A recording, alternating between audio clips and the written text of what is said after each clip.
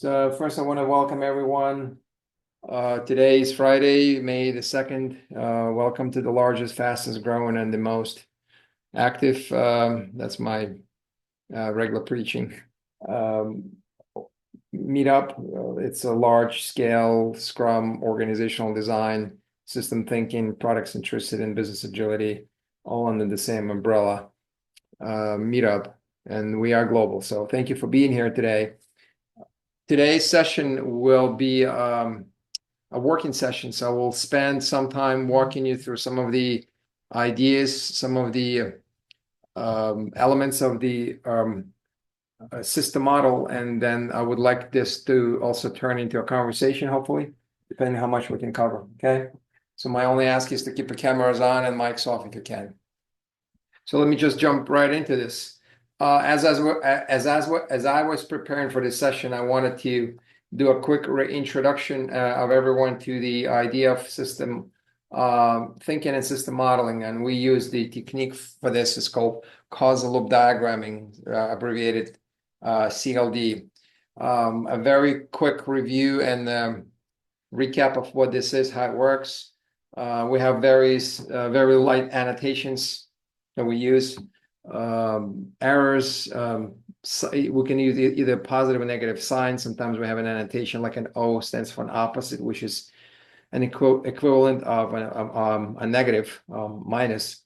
So in my case, I would be using the positive causation, which is indicated by plus. Opposite a negative causation that it's going to be illustrated by a minus, and delaying causation, which is a double pipe. Obviously, thicker arrows mean stronger causation. As the way of illustrating what it may look like.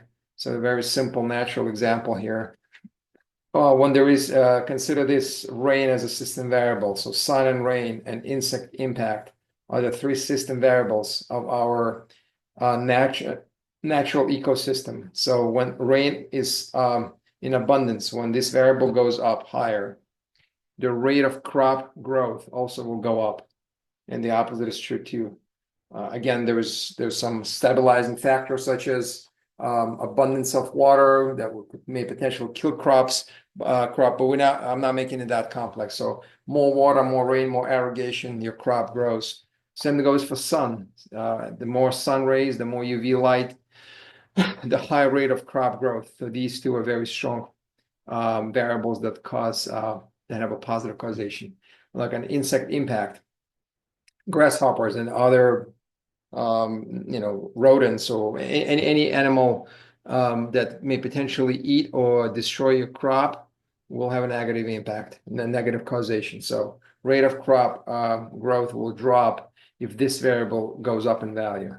And then we can also argue that the amount of harvest that we collect from our crop is going to go up if we have a high rate of crop growth. And the opposite is true too. This is probably going to be some delay there, because it takes a while for everything to harvest. So this is just a quick and dirty way to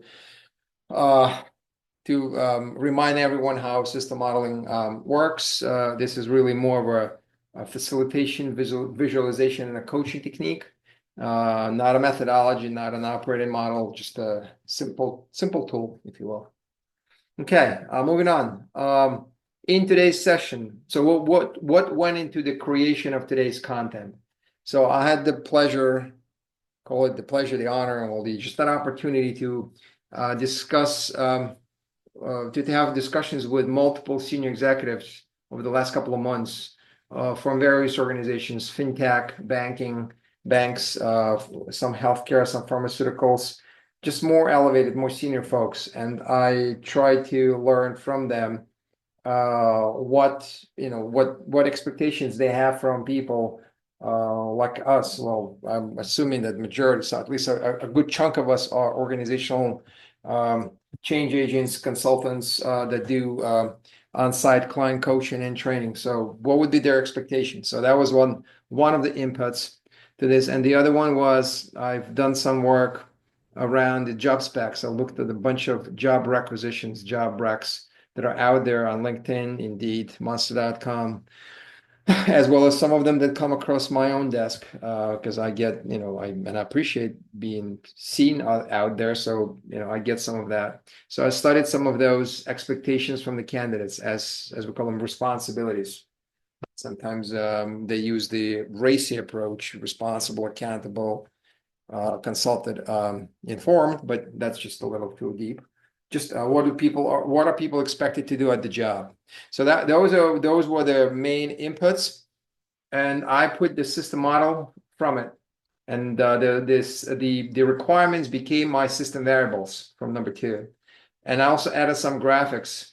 Some of them you might have seen. I shared them in the open space, and I built a story around this. Okay, so let's see what I ended up with. So first, let me expose you to those requirements, or let's call them bullets from job descriptions that I have seen. Some of the most obvious, most prevalent ones. Coach senior management on importance of engaging in setting priorities. So that's actually comes from one of the from not from one, from many of the requirements I have seen. So I turned this into a system variable called degree to which executive management is engaged in setting priorities. So just hold that thought for a minute. Another requirement was number one. Let's go to number two. I had somewhere number two. They were in order. That was number two. Sorry. Improve lack of synergy and alignment between business strategic goals and technology strategic goals. Seems to be seems that this is a big pain point for many organizations and coaches and or consultants that play coaching role are expected to do it. So I turn this into a variable gap between business strategic goals and technology strategic goals. And some of these graphics we'll come back to when we talk about these variables. So the third prompt was drive alignment between strategic goals, product roadmaps, and product backlogs. So let's turn this into a level of alignment between strategic goals, product roadmaps, and product backlogs. Note something. There isn't much change in wording other than this variable now is phrased so that we can turn it up or down. Like level could be high, could be low. So that's the way to massage this variable, this requirement to turn it into a variable. Next one was this, responsible for reducing time to market and for ensuring that sub-products and area products and that are fully integrated in a timely fashion. So I'm going to repeat this. Not all of you might be familiar with this terminology, sub-products and area products, but I can assure you it's out there, and some of these job requirements have it. So, okay, whether or not it makes sense, it's another conversation. We're going to address it here, but just so you know, it exists. So responsibility for reducing time to market and ensuring that sub-products and area products, whatever that means, are fully integrated in a timely fashion. So this variable that I'm turning this into is framed as time required for multiple backend applications and components to be fully integrated into a real product. And someone may say right off the bat, well, they're talking about sub products and area products, and you mentioned in here backend apps and components. Well, welcome to the world of terminology overloading. So I'm going to have to unpack this. Two more I have, and then we'll move on. So there was one more about ensuring that there is an effective coordination between multiple sub-products and area products in the same portfolio. So these two kind of come as a horse and carriage. People are responsible. People like us should be responsible for ensuring that these are, get quickly to market. Time to market should be low. And at the same time, there should be coordination between them under the same umbrella of a portfolio. Again, it's something that we need to understand, right? So what's the portfolio of these sub-products in real life? And the last one, I had 6 there. Responsible for collecting agile metrics and communicating them to senior management. Okay, so let's call this degree of dependency on agile metrics. And here in the brackets, I put these two. Call them like anchoring words because I'm kind of telling you what I feel about it. It shouldn't be on a variable, really. A variable should be completely neutral. but I call it vanity and IOUs, like IOU. So that kind of gives you a hint that I'm not really thinking of this variable highly. So, but let's unpack this further, okay? So let me zoom out and go back to some of these. Now, let's put on the back burner these prompts. Let's look at the variables, and they also visualized as pink, and it has nothing to do.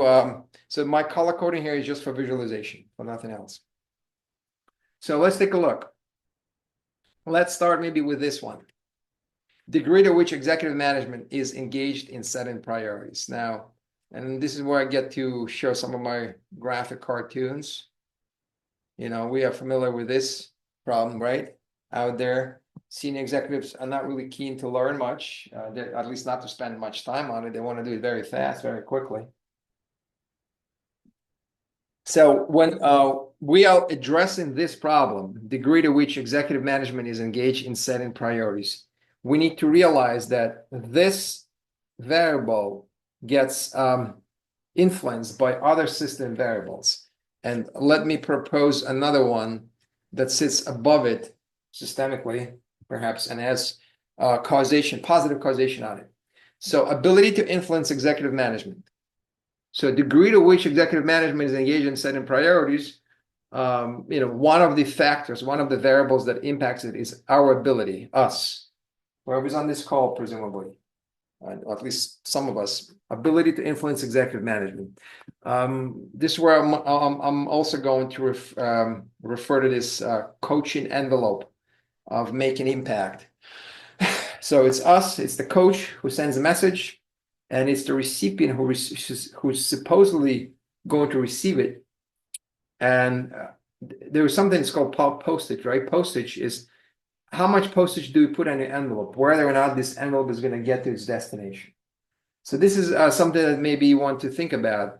Can we, based on where we sit, and when I say we, I mean myself, you, anyone else, can we effectively influence executive management to rethink the way they work, to address certain systemic problems, and to engage in setting priorities? Are we properly positioned organizationally? So on this variable, there is another variable that has impact, and hopefully you can follow me. This big, long arrow is going right up here. Level of proficiency and expertise that we have, those that provide guidance. This is my other variable. I'm sorry, my other graphic that may either put a smirk on your face or a smile, depending how you see, how you appreciate, irony and satire. So depending who we are, right? So are we fast tracking our career and just trying to jump from one promotion to another, or are we really taking a long path through this journey, and we can actually bring something to the table? Ironically, and it's not uncommon that the biker sometimes has more influence than a hiker because of their organizational positioning. Now, just because he or she has more influence does not always mean this is a quality influence. So if we trace back this error, it does not mean that ability to influence executive management wouldn't be in the right way. Okay. But this is something to keep in mind. Who are the judges? Who are the guides? Okay, so that's this part of the system model. But if we trace it down, actually, you see these two other variables that sit downstream from the degree of executive management engaging in setting priorities.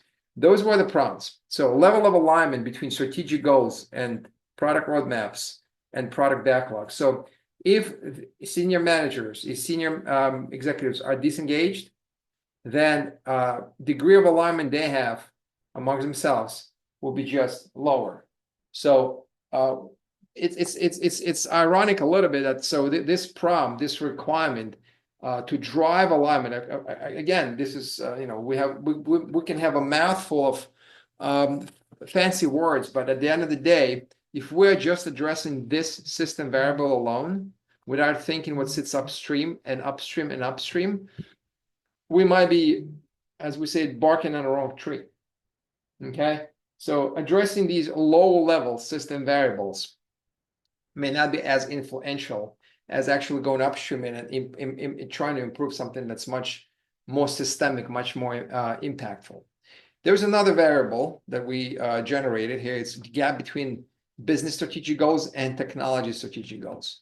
I'm going to double click on this image and we'll actually say why this has become a problem. We oftentimes see senior executives having a lot of synergy, working with each other, sitting together, in a town hall meeting, or as they like calling it, a fireside chat.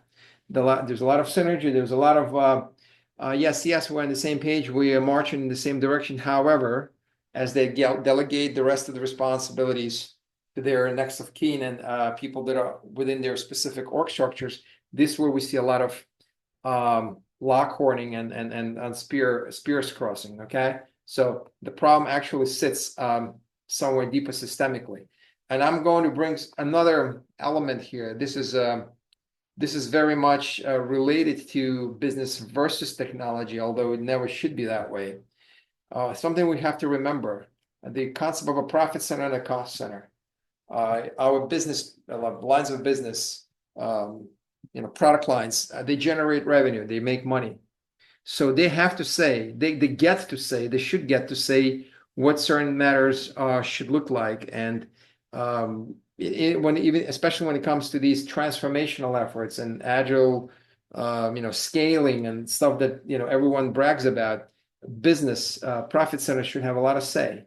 In my experience, businesses have been taken mostly for a ride and have been told what to do, whereas ways of working and operating models have been defined by technology groups or some privileged internal organizational structures that are actually budgeted from, through technology, although money eventually comes from businesses. So it's something to keep in mind.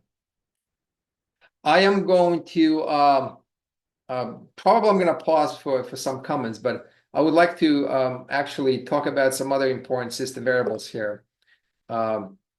And here's one, number 4 here, because I really want to trace it back to the very important systemic root cause that I have seen. Time required for multiple backend applications and components to be fully integrated into a real product. So this is something that is this variable is the result of working with this bullet that I saw in multiple job requirements, where a coach or a scrum master, a senior scrum master, would be responsible for reducing time to market and ensuring that sub products and area products are fully integrated. So what actually influences this variable?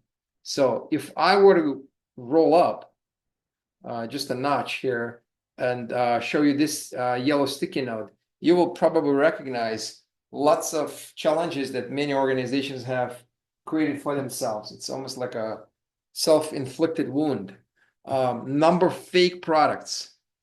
And when I say a fake product, I mean all of the encapsulated ones.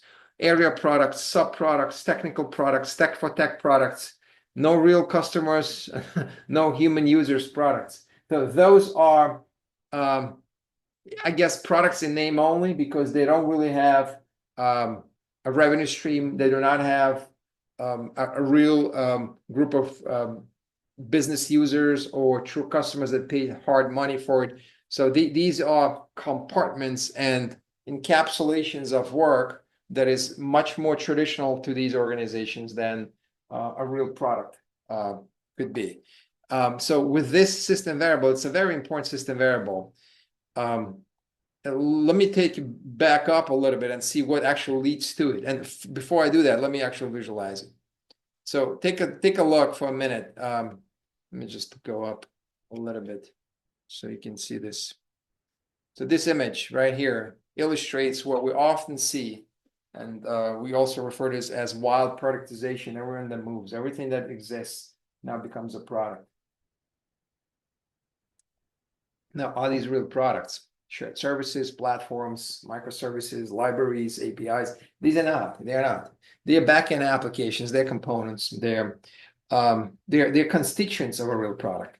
Now, when it rains, it pours, and this is just a side note. When we call these products that, then naturally teams that work in them would be now relabeled into product teams. Of course, there's going to be very little about those teams that is product centric, and but we actually now hijacked a very important and very powerful term, a product team. A product team and a feature team, they could be used, interchangeably and synonymously, but they are certainly not component and delivery teams. Those are cross-functional, full-stack teams.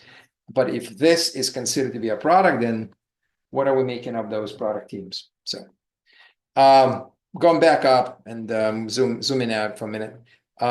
So this is a very important variable that's right above. Risks that products will be defined by technology as applications, as components, as microservices. So, and I put an exclamation mark there because this is a very important variable. If this risk goes up, if it's high, then it's going to have a very positive, it's positive to positive, and very strong impact, very strong causation on the number of fake products. If this goes up, this goes up. Concurrent with this, also there is an element of budgeting. And again, I want to stress, we oftentimes talk about everything under the sun, but not about certain, do not go, do not touch untouchable areas such as budgeting and HR. So this is one of them. You have to really talk about this. If we continue budgeting and flowing funds in a very traditional way, from portfolios to programs to projects to projectized teams, then of course, and this is a very important factor, then of course our ability to rethink how we budget products would be challenged. It would be very difficult for us to do so. So budgeting here is very important. And what happens here is that a likelihood that budgeting and funding is aligned with properly defined products. So now this is something I would fall in love with. We really want this variable to be high. But if it is high, then these two problems directly and indirectly will subside. And if it's low, and again, these are two minus signs, then this is going to be a problem, and this is going to be a problem. Are you following me? Are you with me? So high to high, low to low. Here it's high to low.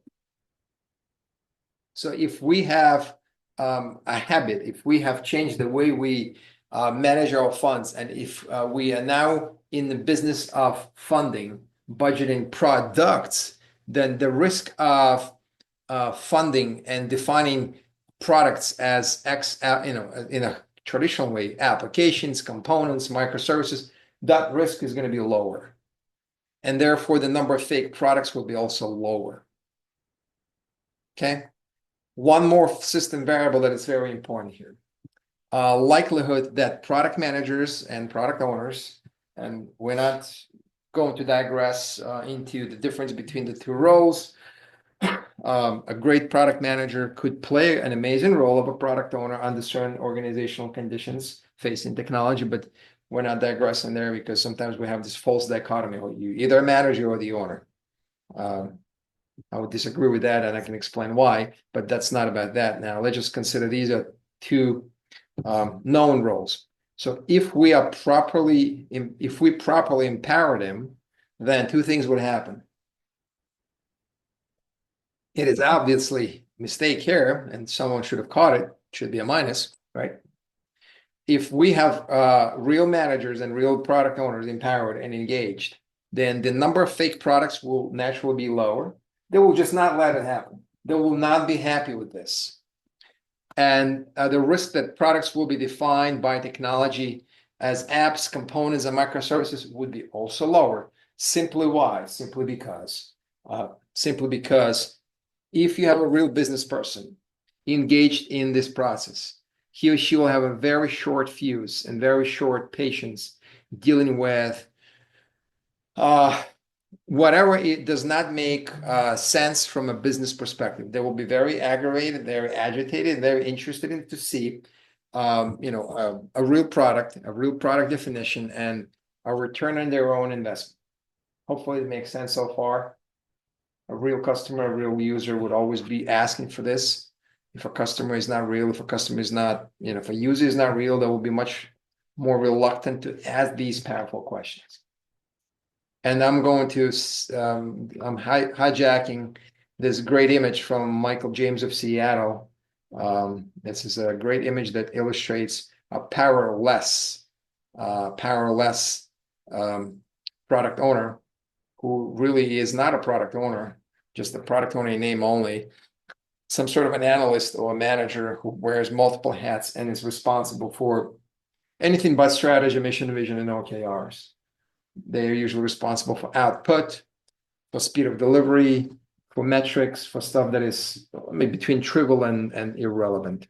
That's why they're called TOOs, team output owners.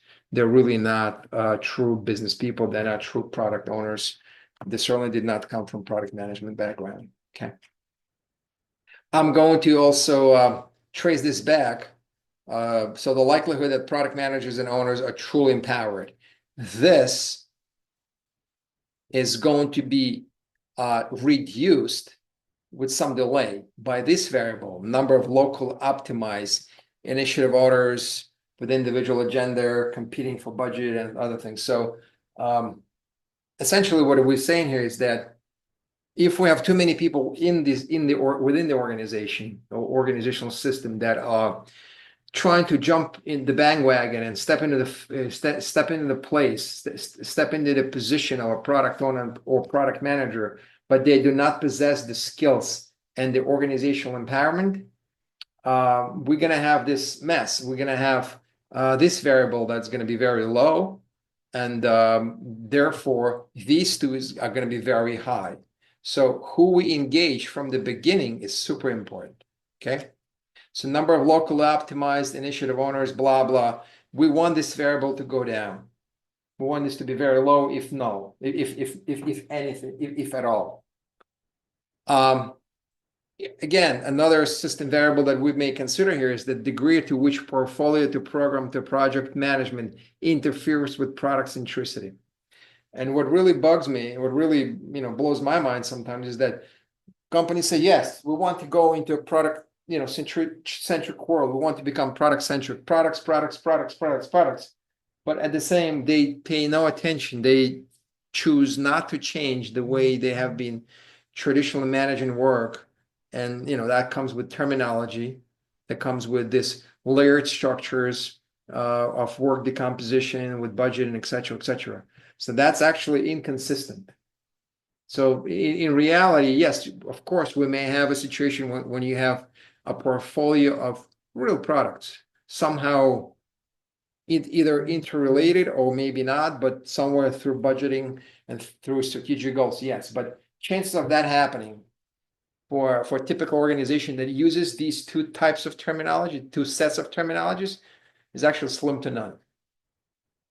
When we talk about portfolios and programs at a traditional bank, it's typically a very traditional set of requirements, budgeted, sponsored, promised to senior executives, and there is very little customer centricity and product centricity in them. It's just work that needs to be done. It needs to be untangled a lot, or plenty, in order to define products better.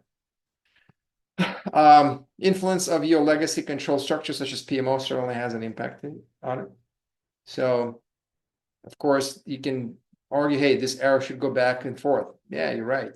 So more portfolios, more programs, more projects, more PMO people, and the operators should too, because they need to make their own bed. They will be looking for ways to stay busy.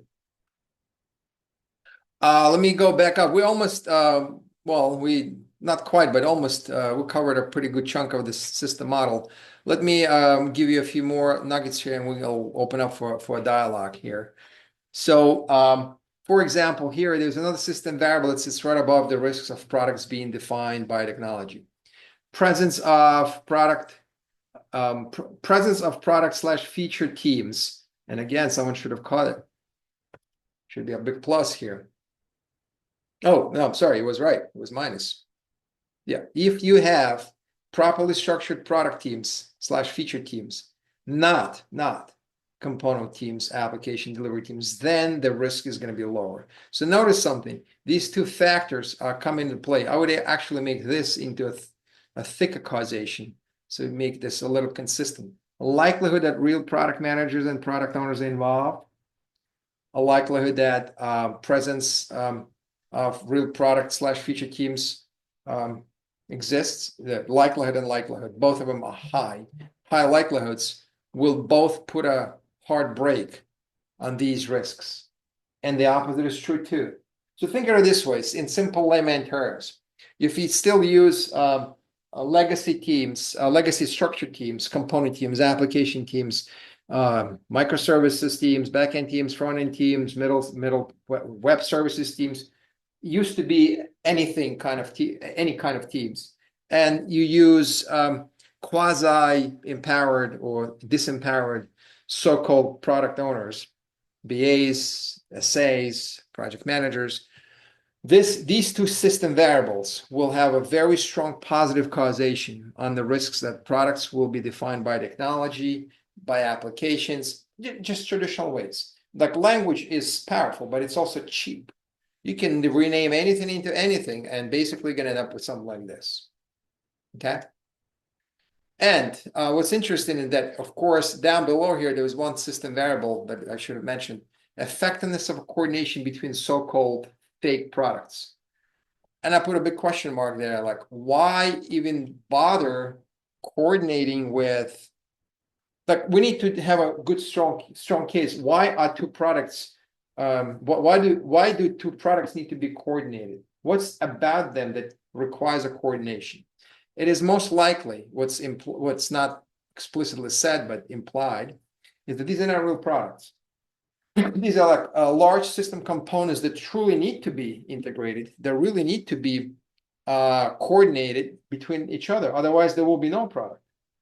But they are called products and subproducts just to make them, look good and so that someone can check the box.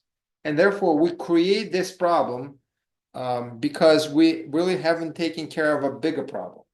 So these lower level superficial problems, and therefore these job requirements, actually the result of not addressing systemic issues. It's almost like, why do you need 20 people responsible for sweeping the floor when you can have one person who's responsible for not allowing to soil the floor? Kind of, maybe this analogy is not the best, but at least that's what I'm thinking about. Let me, so here I'm going to say a little more and we're going to wrap up and we'll start questions and comments. So presence of real products, product and feature teams, this variable by itself will be reduced if these two variables are high in their level is high. Likelihood that traditional legacy resource allocation drives team structure, and likelihood that traditional management structure is used. This means we're going to have local managers and leads and component managers and application managers, essentially preventing product teams and feature teams from being created.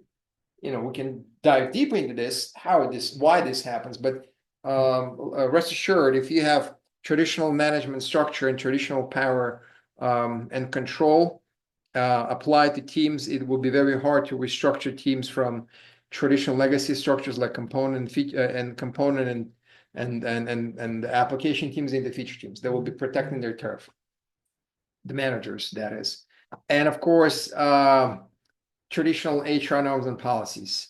Again, a much deeper dive, what we incentivize, what we pay for, what we promote, exactly what's going to transpire. That's what we're going to see. So these two may have a very, in fact, this is going to be a pretty strong influence too. In between themselves, they have a positive, it's like a positive feedback loop.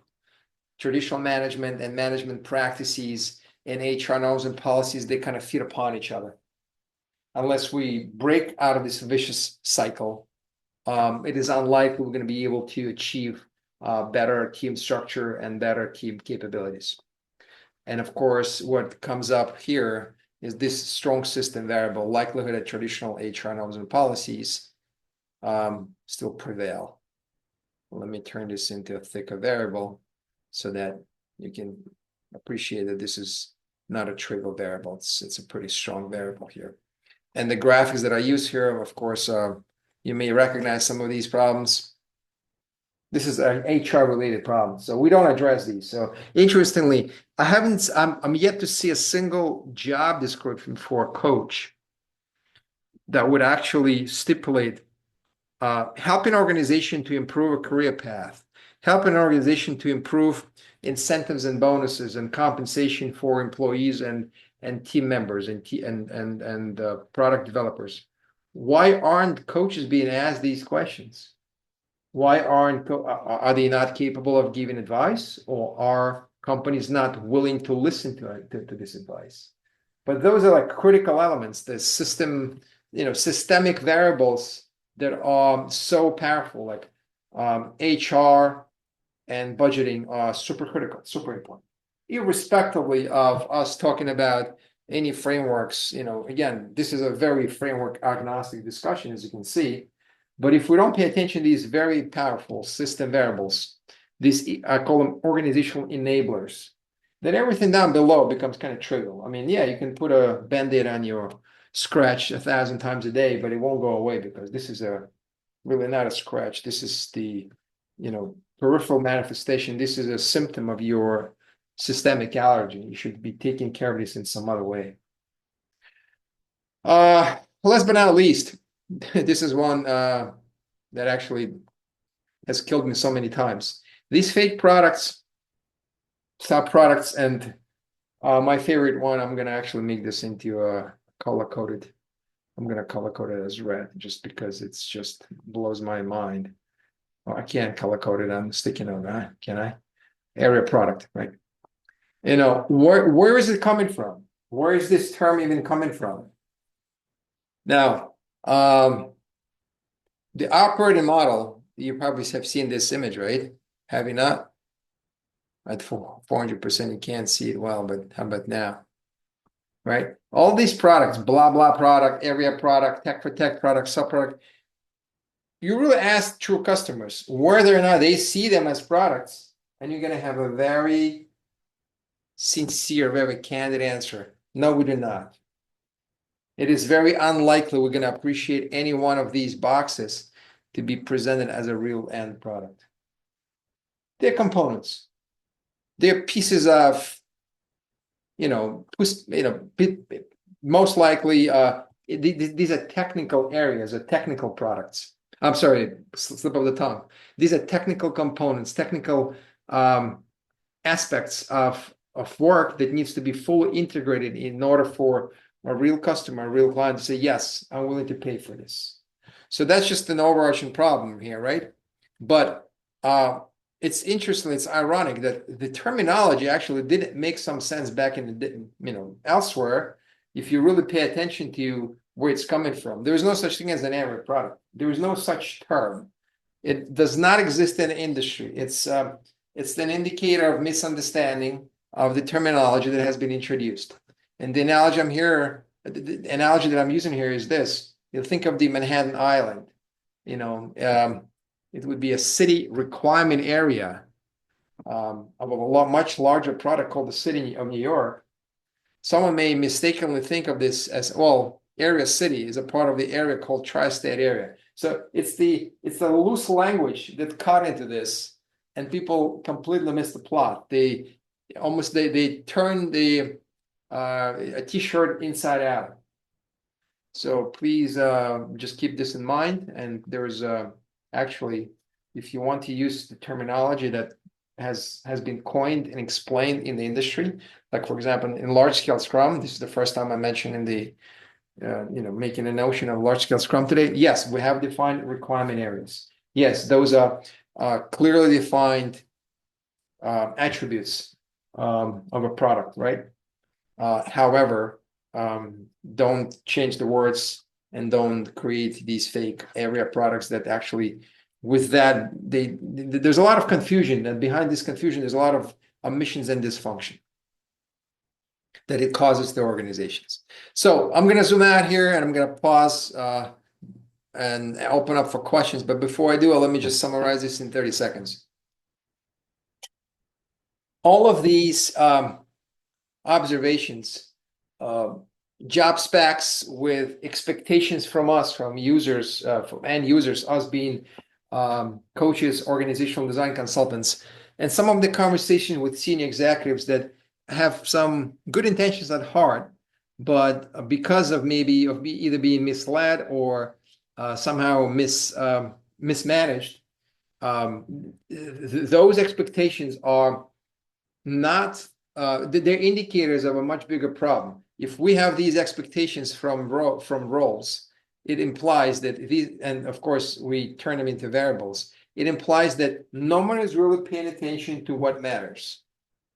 So these are peripheral manifestations of a problem. Yes, we can create an illusion of improving metrics. By the way, I didn't really expand on that. Yeah, I should have. Lots of vanity metrics, lots of reporting going up and down the chain of command. And by the way, why we need those reports? Why do we need so many metrics and proof that we are on track? It is because time required to integrate everything together is very high. And until there is food on the table, everyone is going to be very concerned. Is there going to be food on the table? The minute you start serving food, people are going to be happy. I don't care about your report. I don't care about your metrics. I love what I'm seeing and what I'm using, right? But if everything is about, if there's nothing to feed, there's nothing to give, they'll be asking for indicators of truth, proxy of a proxy of a proxy variable. Show me the numbers, show me the metrics. Okay, so we're chasing a wild goose here. I mean, not to say they're completely irrelevant. Some of them are, we can find, we can identify a small handful of meaningful metrics, but in a greater scheme of things, they usually substitute. That's why we call them IOUs. I owe you something. It's not there yet. You better show me what you got, and then I won't care much about your metrics. Okay, this is really the gist of it. So maybe if you want to make any comments or ask questions or ask for clarifications, you can do so. Just unmute yourselves and, let's have a conversation.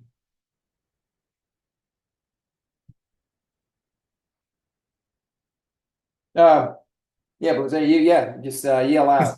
Yeah, don't try to spell my No, name. thanks for being, thanks Yeah, for so being. my question is, thanks for the session. My question is, how soon you usually introduce causal loop diagrams, talking with execs? For example, you like slap them straight away. This is my thinking. This is causal loop diagram, or you prepare them somehow. So this would be the first question, and the second side question would be any context where you not choose to use causal loop diagrams, but some other technique that helps to share your mental model. Thanks. Okay, good. I think I understand the question. So let me first let me say this. Yeah, we talk about system modeling as a very powerful tool. In reality, when you are in front of a senior executive, it's like an elevator drop pitch, right? In 30 seconds, you need to catch their attention. So if I would like, so depending on who they are, if I'm able to get their attention, and I would like, if I do want to use a system model, of course, I would not be presenting them with something like this unless they're my good buddy and we're out for drinks. If I'm here face to face just for a short time, I would probably come up with 2 or 3, maybe 4 very important system variables that are easy to read, easy to understand, and also easy to challenge if he or she wants to do so. Because once they do, they start owning those decisions. So I would definitely turn this into very simple. That is if I want to come with prepared food, like showing them something I've done ahead of time. But again, I wouldn't call this conclusive. I would ask them to think and reflect on it. Ideally, I would really want them to be engaged alongside with me, and maybe by presenting just the variables without errors, without causation, and by asking, hey, how do you think this variable is going to influence this variable? open up, let them speak. Of course, help them with annotation. So you're asking a very practical question, how to use it, and this is how I would do it. But at the same time, you ask what are the techniques. So I kind of combined today's session well, two techniques, visual and visual. System modeling is visual, but also thinking and co-creating with others. This is, of course, pre-cooked, so that's why I want people to reflect. But also, again, this is my personal approach. People like visualization. I like cartoons. I like graphics. Some of these are more explicit. Some of them are less explicit. Maybe I will even use a graphic as a teaser because it's very easy to catch their attention, and then turn this into a modeling discussion. So hopefully that answers your question. So in fact, I would like to keep my toolbox relatively simple. When there are too many, like I want to have a screwdriver, a hammer, pliers, and maybe a few other critical tools. I do not want any redundancy, because once you start having redundancy, it's like any tool, or even, I don't want to get into the military conversations. Weapons should be simple too, because you want to know what's for what and when without being confused. So thanks for your question. And maybe someone else, maybe others want to comment or ask questions. I can go to the part of the diagram that's of interest if you would like. Anyone? You just yell out if you want. You know, I don't see the entire. I'm not paginating, so if you are on the second or third page of Zoom, I won't be able to see you.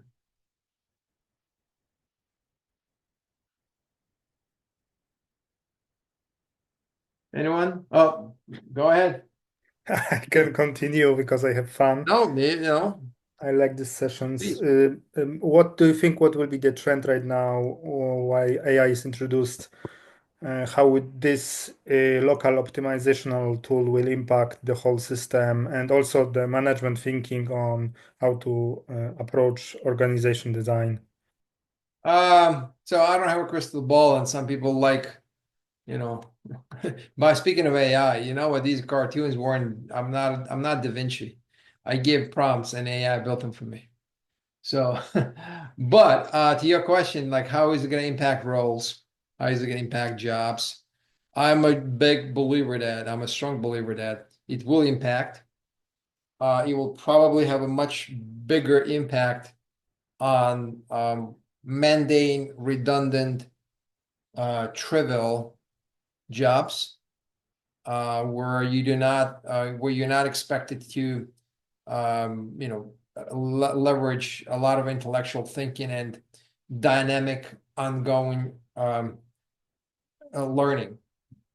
Those are going to be those jobs, those roles will prevail, and I'm sure the problem is with these. Here's the problem for this space, for this industry. It has been so drastically, so dramatically overflown and over, like, bloated with coaches and experts, that it actually becomes difficult to stand out of the crowd and say, well, I'm not a biker, I'm a hiker. Because in actuality, lots of mundane, operational, non-skilled so-called coaching functions, those functions would be substituted by AI. Like, hey, I'm going to write a prompt. Spider, go crawl Jira and collect all the metrics that follow the following prompts. You don't need 5 coaches sitting there for a week collecting numbers. There could be other things like, run a daily scrum by telling me when to start, when to finish, and when to time box. Those things I wouldn't even call them AI specific. Those are just simple, very simple tools. But in a greater scheme of things, I think it will have impact because more fluff will be automated or eradicated. But with that, there's a risk that we will start losing out on good stuff. I think it is just more difficult to separate quality from non-quality these days than it used to be 5, 7 years ago. But again, that's just my personal read. And there's, it has turned into the agile fever, or the agile theater, as I call it, has turned into just I don't know when to pull the plug and how to pull the plug on this. It has to self-correct somehow. Agility or agilism, that is just what it was made out of. It is that, or really, really diluted. Bad name. I don't know. I digressed a little, but AI will have it's having already impact. Anyone else wishes to ask a question or make a comment? Does it resonate? Does it sound like something to think about?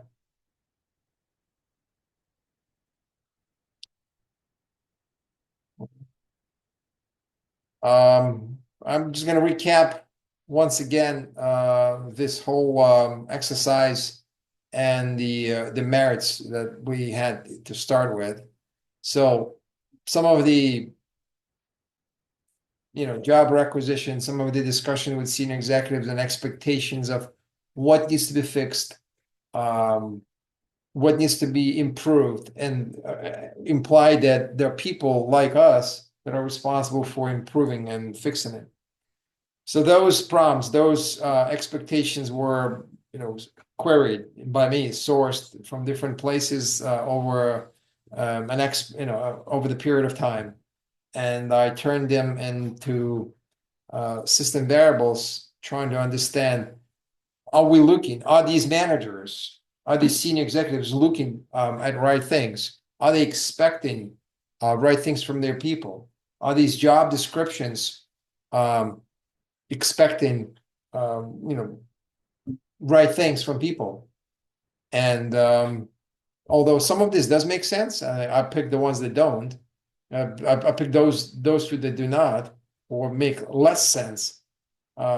These have to be understood. These requirements, these expectations need to be understood in a greater scheme of things. Because if we ask senior coaches to merge gap between strategic goals and technology strategic goals and business strategic goals without enabling them systemically, and we can explain what's required and why it's required, then what exactly are we doing? So humans are very clever at playing a system. They'll create an illusion they're merging the gap, but this gap won't be really merged. It will be like sticky, a plaster that covers the gushing hole, but problems will still exist. So we need to think more deeply, more systemically. I'm gonna ask once again, if anyone has any questions or wishes to make a comment. Does it resonate? Does it maybe give some food for thought? If not, again, this time around, it was more of a informal, working session. So if you have any questions after the fact, feel free to reach out. I'm sure there are multiple ways you can do that. You can figure it out. Just wondered, sorry, if you are going to share the pictures that they're so cool.